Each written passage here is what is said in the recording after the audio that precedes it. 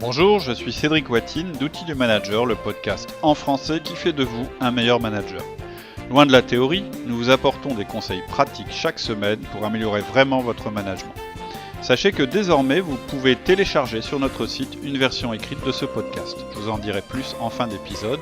Pour l'instant, je vous laisse écouter l'épisode du jour.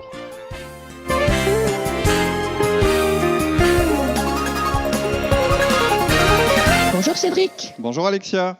Alors aujourd'hui, tu vas nous décrire comment fixer des objectifs annuels à nos collaborateurs. Oui, en fait, ce podcast arrive après la série de podcasts sur les entretiens de fin d'année. Et donc, une fois qu'on a terminé les entretiens de fin d'année, il va être temps de parler des objectifs annuels de nos collaborateurs. Donc, c'est un peu une seconde épreuve pour tout le monde. On a d'abord eu l'entretien d'évaluation, dont on a vu qu'il pouvait être potentiellement fortement générateur de stress des deux côtés. C'est-à-dire celui du manager et celui du collaborateur. Et maintenant, on arrive à la fixation des objectifs annuels. Et là aussi, c'est une période qui peut être un petit peu stressante parce que les enjeux sont importants de part et d'autre. Alors, vous avez peut-être certainement peur de mettre en place des objectifs qui vont être trop ambitieux ou pas assez motivants. Vous avez peut-être peur aussi parce que ces objectifs sont annuels et qui donc vont conditionner la performance de votre collaborateur pour toute l'année à venir. Et donc vous vous dites certainement, si je me trompe, c'est la catastrophe. Et de son côté, votre collaborateur, lui, a peur que vous lui en mettiez trop. Il est aussi assez fréquent que ces objectifs soient liés à une prime, donc ça corse encore l'enjeu. Ça explique pourquoi c'est une épreuve qui peut être un petit peu stressante pour tout le monde. Oui, il peut y avoir pas mal de peur de chaque côté, d'où l'intérêt du podcast. Ouais. Tu peux nous donner ton plan ? Oui, en fait, on va avoir 8 parties au total qu'on va répartir en 3 épisodes. Première partie, on parlera du planning. Ensuite, deuxième partie, on se demandera s'il faut toujours des objectifs. C'est une question légitime. Est-ce qu'on peut manager sans objectifs ? Troisième partie, est-ce qu'il faut plutôt des objectifs individuels ou collectifs ? Quatrième partie, est-ce qu'il faut rémunérer les objectifs ? Une fois qu'on aura répondu à ces questions-là, dans un second épisode, on continuera avec la méthode. Donc, cinquième partie, collecter les éléments d'entrée. Ensuite, sixième partie, objectifs et fiches de poste. Ce sera la fin du deuxième épisode sur le sujet. Et dans le troisième épisode, on créera nos objectifs. Et donc là, on abordera la septième partie qui s'appelle « Créer des objectifs, les 3 règles de base ». Et enfin, la dernière partie qui s'appelle aussi « Créer des objectifs », mais où on parlera des 5 recommandations que nous avons par rapport à la création d'objectifs. Ok, c'est parti. Donc ton premier point, le planning. Oui, si vous avez écouté nos podcasts sur les entretiens de fin d'année, vous savez qu'on préfère séparer les 2 événements. D'une part, l'entretien d'évaluation et ensuite l'entretien d'objectifs. Pourquoi est-ce qu'on préfère séparer les 2 événements, si c'est possible ? Pour 3 raisons principales. La première, c'est le stress. Il vaut mieux répartir un petit peu les choses. Deuxième raison, on ne parle pas de la même chose. C'est-à-dire qu'il est vrai que lors de l'entretien d'évaluation, on évoque les objectifs, mais ce sont ceux de l'année qui vient de passer. Et d'ailleurs, ça peut servir de leçon pour les objectifs qu'on va se fixer pour l'année qui arrive. On en parlera tout à l'heure. Et troisième raison, je pense qu'il est nécessaire de laisser un petit peu de temps à la réflexion entre le moment où effectivement on a fait le bilan de fin d'année, où on a commencé à évoquer l'avenir, puisque je vous rappelle qu'à la fin de l'entretien de fin d'année, on ouvre sur l'avenir, mais vous l'avez fait de manière générale pour lancer une réflexion. Donc c'est intéressant qu'il y ait un petit temps de réflexion entre le bilan et puis le lancement de l'année en cours. Donc, n'hésitez pas à laisser passer 1 ou 2 semaines. Comme ça, vous aurez 1 ou 2 1 à 1 qui se sera passé entre les 2 entretiens. Et au cours de ces 1 à 1, vous allez évoquer le sujet pour avancer avec votre collaborateur. Vous allez affiner votre projet et vous mettrez en place des préconnexions pour préparer l'entretien d'objectifs. On verra tout à l'heure quand on rentrera dans le détail, par exemple, que ce sera l'occasion pour vous d'évoquer la stratégie de l'entreprise. Et donc, en évoquant la stratégie de l'entreprise, évidemment, vous ouvrirez la porte sur les objectifs de votre collaborateur. Mais est-ce qu'il faut toujours des objectifs ? Alors ça, c'est notre deuxième partie. Effectivement, est-ce qu'il faut toujours des objectifs ? On peut se demander si c'est vraiment plus efficace de manager avec des objectifs plutôt que sans objectifs. Ma conviction, c'est que le plus efficace, voire indispensable, c'est d'avoir des objectifs. Je ne tire pas ça d'une analyse scientifique, mais moi j'ai essayé de manager avec et sans objectifs, et je trouve que ça marche nettement mieux avec des objectifs. Par contre, les objectifs, on verra, on ne fait pas ça n'importe comment. D'abord, c'est l'expression concrète de la stratégie de votre entreprise et donc la traduction concrète du message général. Et c'est pour ça, pour moi, qu'ils sont indispensables, c'est que ça oblige un petit peu à concrétiser les discours. En revanche, ce qu'il faut savoir, c'est que les objectifs ne suffisent pas en eux-mêmes parce que votre rôle de manager, ça va être de leur donner du sens. Donc, les objectifs, ce n'est pas un outil de management à part entière. Vous connaissez mon expérience de ce côté-là, j'en ai parlé dans les premiers podcasts. J'étais un convaincu du management par objectif.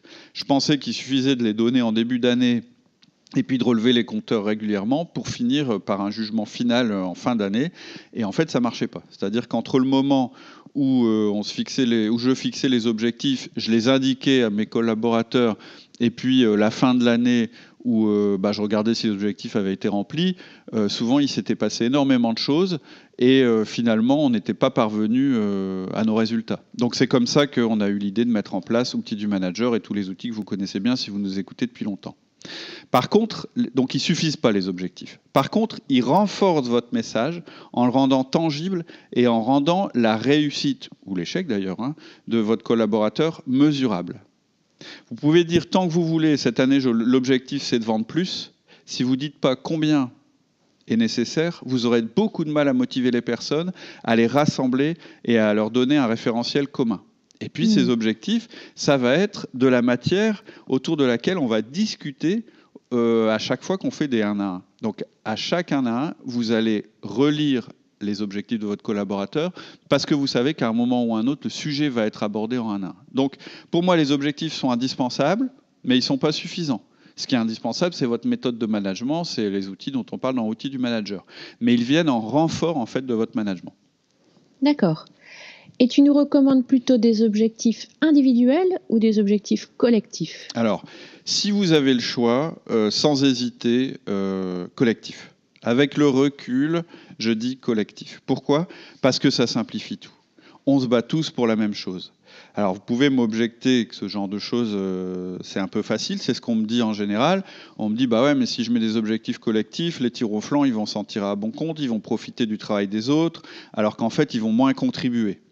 Ce serait vrai, ça, si vous ne faisiez pas de management. C'est-à-dire que si vous faites votre management correctement, vous allez pouvoir juger la performance de l'équipe, mais aussi vous allez pouvoir vous rendre compte des contributions de chacun.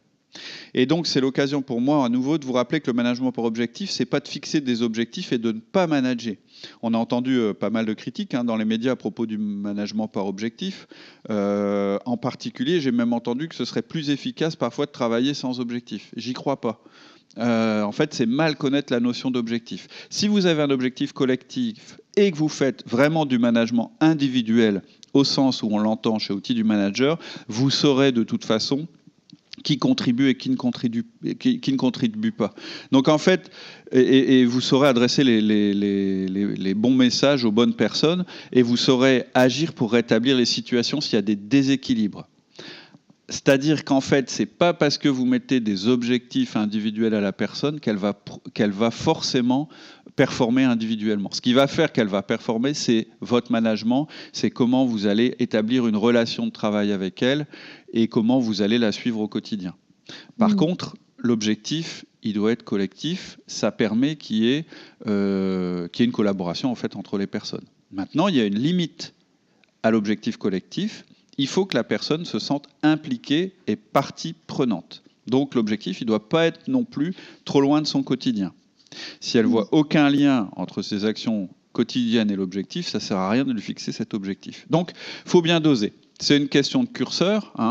Vous pouvez être extrême et mettre un objectif et dire à la personne l'objectif cette année, je dis n'importe quoi, c'est que l'entreprise gagne de l'argent. Ça ne va pas lui parler beaucoup. Vous devez être plus au niveau du département ou dans le groupe dans lequel elle travaille. On verra en détail ça. Mais voilà, pour répondre entre collectif et individuel, plutôt collectif. Et donc, en fait, globalement, c'est possible de mettre un objectif collectif, d'équipe et un objectif individuel, ou plutôt un objectif d'équipe et un objectif d'entreprise. C'est-à-dire que chaque objectif est la déclinaison d'un objectif plus important. Et la contribution individuelle de la personne, vous allez la mesurer lors des 1 à 1.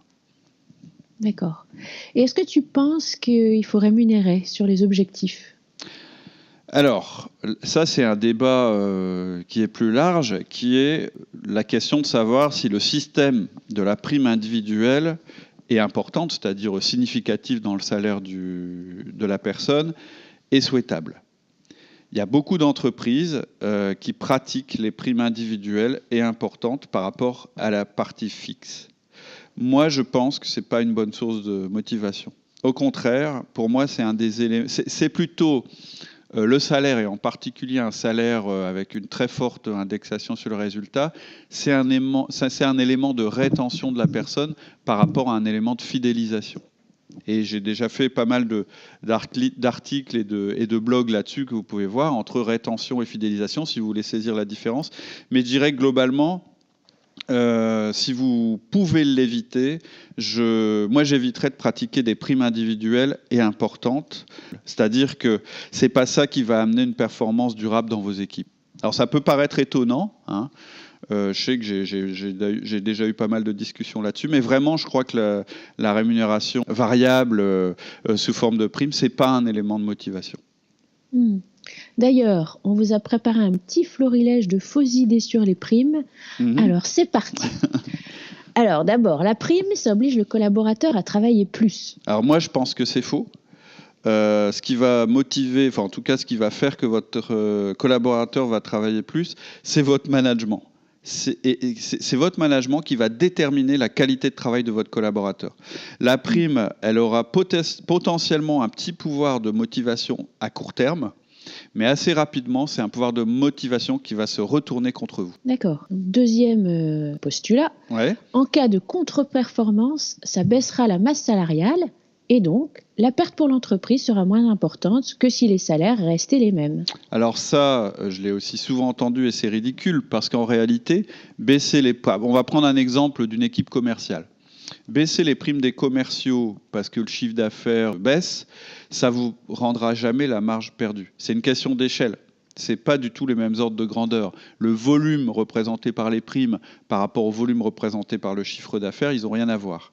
Et même si c'était le même ordre de grandeur, ça voudrait dire que la ponction, c'est-à-dire que la partie de la prime dans leur rémunération est très élevée.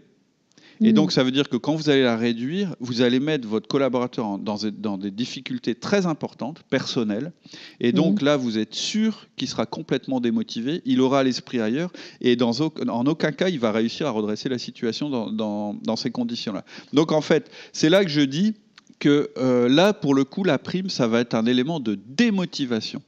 Je ne vais pas rentrer dans le détail dans ce podcast-ci, parce que ici, on est en train de parler des objectifs, mais en réalité, les primes, ça peut être un élément de motivation, ou je dirais peut-être qu'il y a un effet sur les performances court terme, mais à long terme, c'est toujours un élément de démotivation. Donc l'histoire de dire oui mais en fait comme ça j'ai un système parfait, c'est-à-dire que quand le chiffre d'affaires baisse, ma masse salariale baisse, puis quand le chiffre d'affaires remonte, ma masse salariale augmente, et donc pour moi c'est pas grave parce que les deux choses sont parallèles, comme si en fait les salaires, la masse salariale devenait un élément flexible. En fait dans la réalité c'est pas vrai, l'ordre de grandeur a rien à voir. Et vous allez complètement démotiver les gens en cas de contre-performance. Alors qu'en cas de contre-performance, c'est là qu'il faut être extrêmement motivé pour remonter, pour redresser la barre. D'accord. Alors, dernier argument qui peut être avancé pour les primes. Ouais, mais les mauvais, comme ils n'auront pas de primes, ils quitteront plus facilement l'entreprise. Non. Ce qui fait... Alors, ce serait un peu facile. C'est-à-dire qu'en fait, moi, quand j'entends cet argument, il vient de personnes, en fait, qui n'ont pas envie de manager. C'est-à-dire qu'ils pensent qu'en mettant un système qui punit les gens automatiquement et qui les récompense automatiquement, ils n'auront pas à manager. Et en fait, c'est pas vrai. Ce qui se passe, en général, avec, entre guillemets, les mauvais éléments, c'est qu'ils ne vont pas quitter l'entreprise tout seuls. C'est-à-dire que quelqu'un qui ne performe pas, il faut s'en occuper, il faut essayer de le faire performer, de comprendre pourquoi ça ne marche pas. Et puis si vraiment vous n'y arrivez pas avec lui, oui, il faudra peut-être ne pas le garder, c'est-à-dire il faudra peut-être le licencier. C'est certainement pas le fait que sa prime baisse qui va faire qu'il part. C'est pas comme ça que ça marche. Et en plus, ça risque de démotiver vos bons. Donc, c'est pas un bon argument non plus. Et voilà pourquoi, globalement, moi, finalement, je ne suis pas du tout en faveur de primes individuelles. Donc, on ne va pas faire le podcast là-dessus. Je ne suis pas en faveur des systèmes variables et des primes. Rien ne prouve leur efficacité et au contraire. On en parlera plus dans la série sur le manager libéré parce que je dois quand même prendre en compte que dans certaines entreprises, c'est quand même le système de rémunération qui existe. Et je sais bien que dans les gens qui nous écoutent, tous n'ont pas le choix complet sur la manière dont ils vont rémunérer leurs collaborateurs. Oui, justement, c'est ça. Parfois, on est obligé en fait de pratiquer ce système de variables individuelles. Oui, il y a de grandes entreprises et beaucoup d'entreprises qui sont basées là-dessus. D'ailleurs, c'est souvent des entreprises qui ont un turnover important et elles ont un petit peu bâti leur modèle là-dessus. Bon, moi, je trouve que c'est pas un modèle très pérenne, mais ça existe. Donc, si vos collaborateurs doivent avoir une partie variable pour une raison de culture d'entreprise ou de contrat de travail, ou d'historique, ou parce que vous n'êtes pas convaincu par mes arguments, tant qu'à faire, indexer cette partie variable sur les objectifs. Surtout, parce que le pire du pire du pire, c'est d'avoir une partie variable qui est calculée sur des notions vagues. Ça, c'est le pire. Donc, si prime il y a, effectivement, elle doit être le résultat d'une atteinte ou pas d'un objectif, et cet objectif, il doit être le résultat d'un calcul rationnel. C'est ce qu'on va voir dans les épisodes qui viennent. Et comme vous devez aussi fixer des objectifs à vos collaborateurs et que ceux-ci soient mesurables et limités dans le temps, on va y venir plus tard, c'est très facile du coup de faire le lien effectivement entre leurs primes et leurs objectifs. Donc dans ce cas-là, oui, il faut, autant qu'à faire, lier évidemment la partie rémunération aux objectifs. Est-ce que tu pourrais aussi nous rappeler la différence entre prime sur objectif et intéressement ? Oui, parce que je pense qu'il est plus acceptable de rémunérer vos collaborateurs sur les résultats de l'entreprise selon la logique. L'entreprise a bien gagné cette année ou ce mois et donc elle peut reverser une partie de ce gain aux collaborateurs. C'est très différent par rapport à mettre une prime individuelle en place.